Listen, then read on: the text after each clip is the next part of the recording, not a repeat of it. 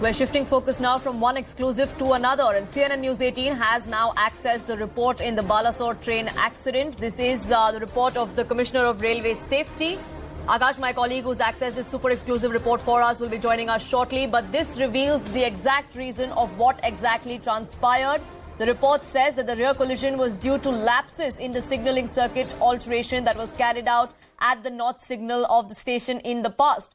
Lapses and negligence is what the CRS report goes to point on to. Akash, my colleague, joining us, getting us more details. Over to you, Akash. So, Poonam, this is exactly what we reported here on CNN News 18. Initially, we reported that how some sort of maintenance work was carried out on the particular section, and after that, this accident happened. Somewhere, this maintenance work has something to do with the particular, collision and derailment. Now, 2-3 things that are clearly mentioned in the CRS report. The first one is that it was a rear collision, which Railways initially denied.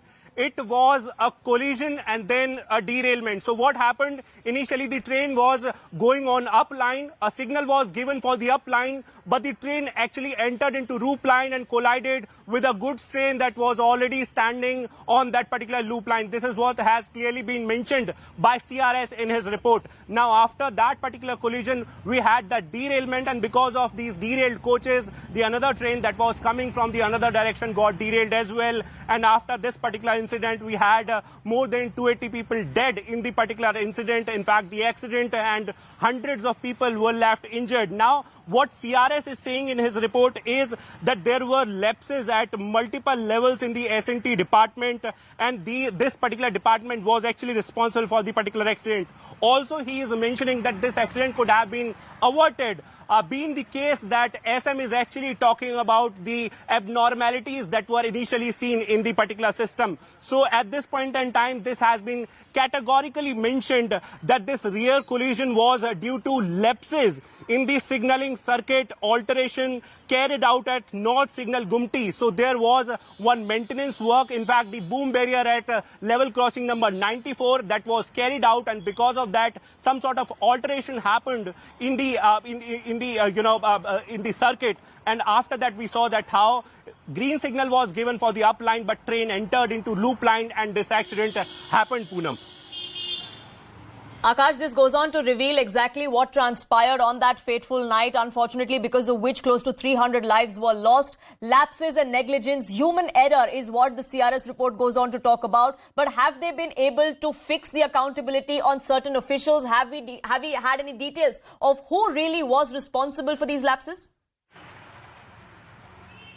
Right. So, Poonam, it is important to mention that initially two separate investigations were going on in this particular case. As far as CRS is concerned, so CRS was actually looking for the reason as to what went wrong in this particular case. To the best of my knowledge, no individual has been mentioned in this particular report, but instead a department has been mentioned. Though it is a long report, we are still reading that particular report. But as far as the accountability and responsibility is concerned, so since a CBI investigation is already going on, so CRS has not touched that particular aspect, but in some time from now we'll approach Railways as well as to what they have to say as far as the lapses on their S&T department and individuals is concerned. But in some time from now we'll get clarity as to who exactly was responsible for this particular accident. Right. So far, the department has been named, no particular individual's name. That's the latest that we are gathering, and the super exclusive news break coming to the fore. Akash, my colleague, getting us details of that report of the Commissioner of Railway Safety. Now, Akash, like you were pointing out, there is a parallel investigation of the CBI that is also going on, because of which perhaps the details are still sketchy as to who exactly is responsible and whether or not heads are going to be rolling. The CBI investigation also perhaps is going to be using this particular report as its base finding, isn't it? Exactly. In fact, this is the statutory body, and which has in fact carried out the particular investigation. Several sort of officials were called in for the questioning purpose, and after all those questioning the documents and all other evidences, this was concluded that this accident happened because of the human error, because of some sort of altercation that happened in the circuit, and in fact, this was a rear collision. In fact, Poonam, I want to stress on the particular fact that this was a collision for fast, then derailment? This was the question, for which we were looking for several sort of answers. And in fact, I raised the very question to a member of a railway board. She said that, till the investigation is concluded, we cannot say anything or we cannot comment on that aspect. However, CRS inquiry is somewhere pointing out that this was a collision. In fact, the train went on to loop line, which was given a green signal for up line. Because of the point problem, the train went on to loop line,